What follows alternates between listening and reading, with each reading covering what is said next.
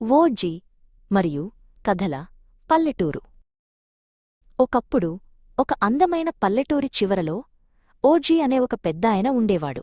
ఆయన చాలా జ్ఞాని. ఆయన చెప్పే కథలు వినడానికి పిల్లలు చాలా ఇష్టపడేవారు. ఆ పల్లెటూరిలో లీలా అనే ఒక చిన్న అమ్మాయి ఉండేది. ఆమె ఎప్పుడూ బాధగా ఉండేది, ఎందుకంటే పల్లెటూరిలో ఎవరికీ కథలు వినడానికి సమయం ఉండేది కాదు. ఒకరోజు లీలా ఓజీ దగ్గరికి వెళ్ళింది. ఓజీ తాతా, మన పల్లెటూరిలో సంతోషం ఎందుకు లేదు అని అడిగింది. ఓజీ నవ్వి, సంతోషం ఎప్పుడూ మనలోనే ఉంటుంది లీలా, కాని దాన్ని వెలికి తీయడానికి ఒక చిన్న కథ సహాయం చేస్తుంది అని చెప్పాడు. ఓజీ ఒక అద్భుతమైన కథ చెప్పడం మొదలుపెట్టాడు. అది పాటలు పాడే పక్షుల గురించి, వాటి ఈకలలో మధురమైన రాగాలు దాగి ఉన్నాయని చెప్పాడు. కథ వింటున్న కొద్దీ లీల ముఖంపై చిరునవ్వు వచ్చింది. ఆమె కళ్లలో ఆనందం మెరిసింది. ఆమె మనసులో ఉన్న బాధ అంతా మాయమైపోయింది.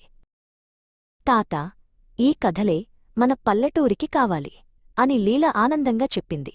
దయచేసి నాకు కూడా కథలు చెప్పడం నేర్పించు.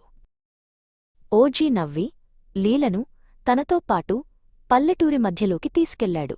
అక్కడ ఆయన ఒక కథ చెప్పడం మొదలుపెట్టాడు. మొదట ప్రజలు ఆశ్చర్యంగా చూశారు.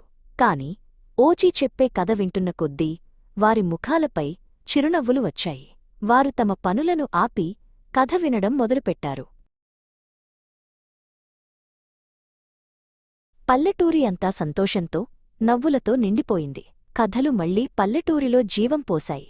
ఓజీ మరియు లీలా తమ కథలతో పల్లెటూరి సంతోషాన్ని తిరిగి తీసుకొచ్చారు.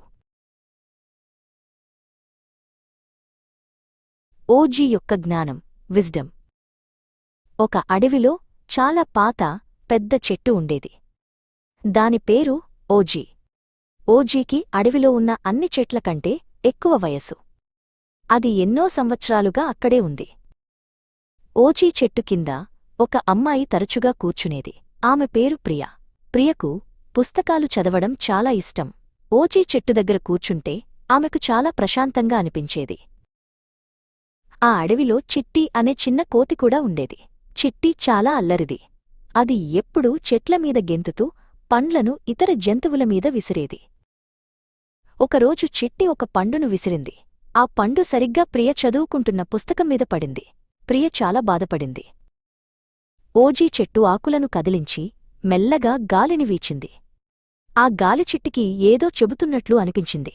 చిట్టి, నిజమైన శక్తి అల్లరిలో కాదు, దయలో ఉంటుంది అని ఓజీ చెప్పినట్లు చిట్టికి అర్థమైంది. ఓజీ మాటలు విన్న చిట్టికి తన తప్పు అర్థమైంది. అది సిగ్గుపడింది. అది ప్రియ దగ్గరికి వెళ్లాలని అనుకుంది. చిట్టి మెల్లగా ప్రియ దగ్గరికి వెళ్ళింది. అది పండును తీసి ప్రియకు క్షమాపణ చెప్పినట్లుగా సైగ చేసింది. ప్రియ చిట్టిని చూసి నవ్వింది. అప్పటినుండి ప్రియా, చిట్టి మంచి స్నేహితులయ్యారు. వారు ఇద్దరూ కలిసి ఓజీ చెట్టు నీడలో కూర్చునేవారు. ప్రియ చిట్టికి తన పుస్తకాలలో ఉన్న కథలను చదివి వినిపించేది. ఓజీ చెట్టు ఆకులను కదిలిస్తూ ఆ కథలను వింటున్నట్లు అనిపించేది. ఓజీ చెట్టు యొక్క జ్ఞానం వారిని కలిపింది. అడవిలో ఉన్న అందరికీ ఓజీ ఒక స్నేహితుడు, ఒక గురువు. ఓజీ ఉన్నందుకు అడవి చాలా సంతోషంగా ఉంది.